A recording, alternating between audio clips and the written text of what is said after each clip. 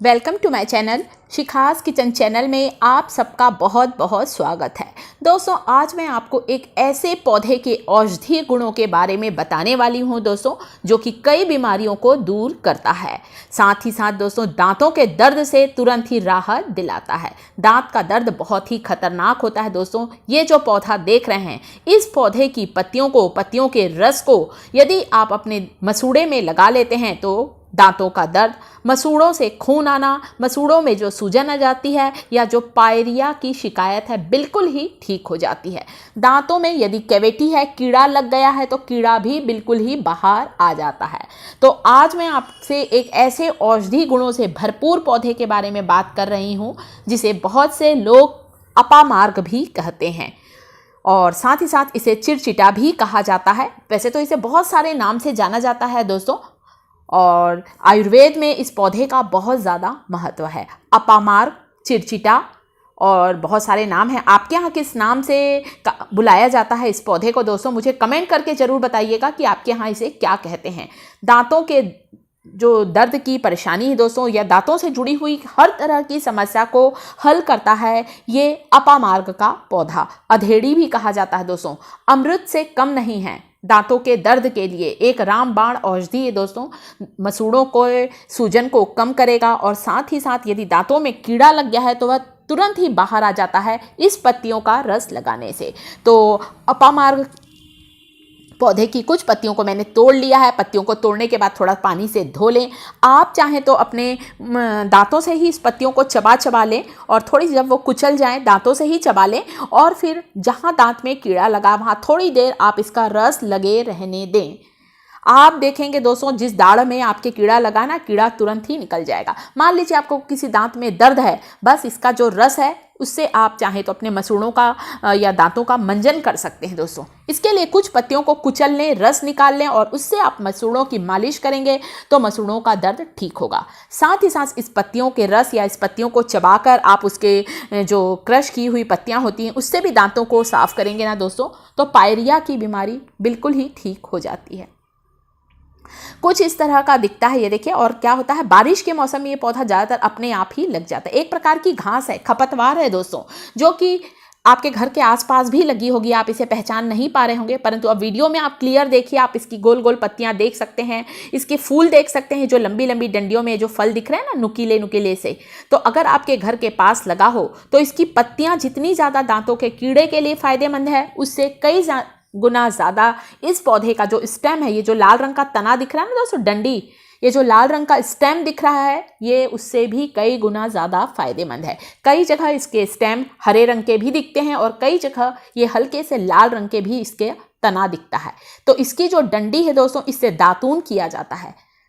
पुराने समय से ही अपामार्ग, चिरचिटा और ये जो अधेड़ी कहा जाता है दोस्तों, इसका इस्तेमाल किया आता जा रहा है मुंह के दर्द के लिए, दांतों के दर्द के लिए, मसूड़ों की सूजन के। इसके अलावा दोस्तों, ये जो है कई बीमारियों से हमें बचाता है।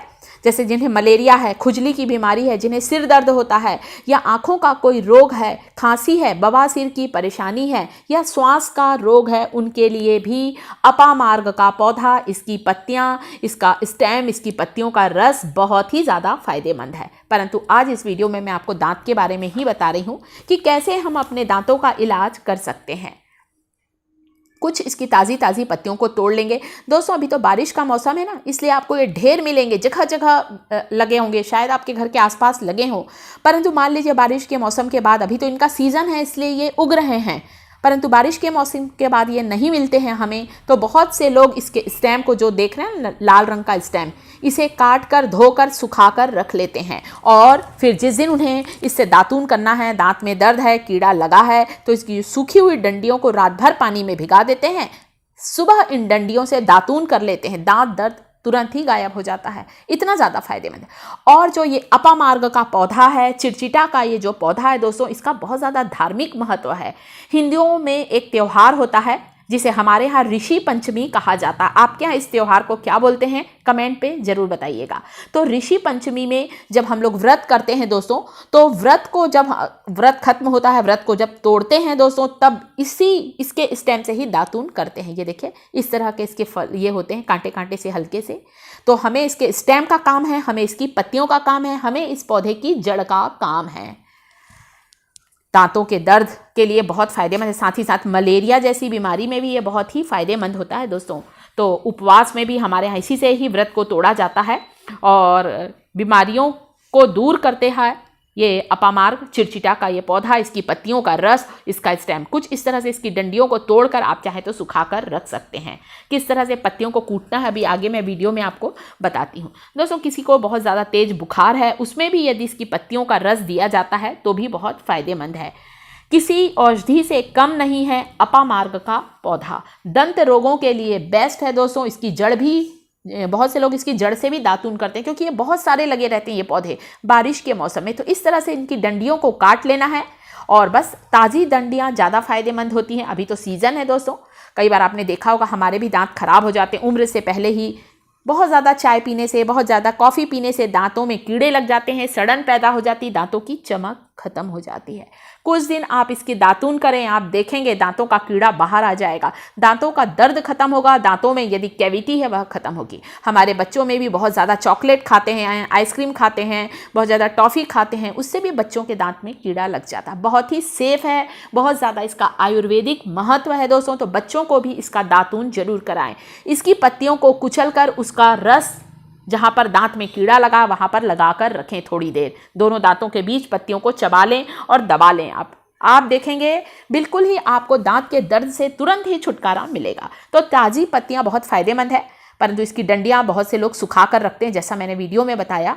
अभी सीज़न है, रैनी सीज़न में ही तो ये बहुत ज़्यादा उगता है दोस्तों, जगह जगह ये लगा रहता है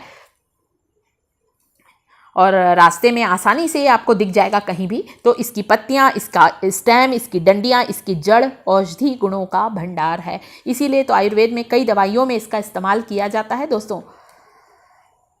तो इस तरह से मैंने पत्तियों को इसमें डालना है, खलबत्ते में डाल लें, थोड़ी सी पत्तियों को कुचल लें और रस को आप अपने मसूड़ों में मालिश करें या जहाँ दांत में कीड़ा लगा है दोस्तों वहाँ पर आप लगाएं। दांत का कीड़ा तुरंत ही मर जाता है, इतना ज़्यादा ये फ़ायदेमंद है दोस्तों।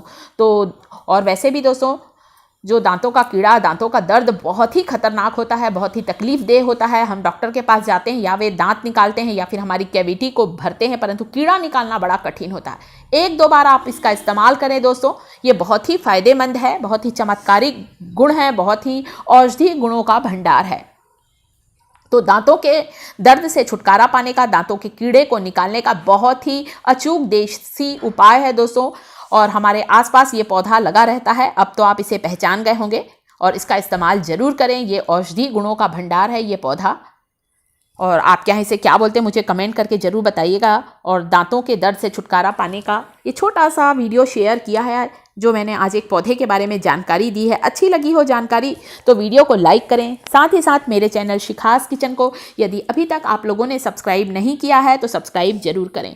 कमेंट जरूर करें दोस्तों कि अपामार्ग चिरचिटा अधेड़ी नामक इस घास फूस या खपतवार के बारे में, औषधि गुणों के बारे में ये जो जानकारी दी है वो अच्छी लगी हो तो वीडियो को लाइक करें और कमेंट करें।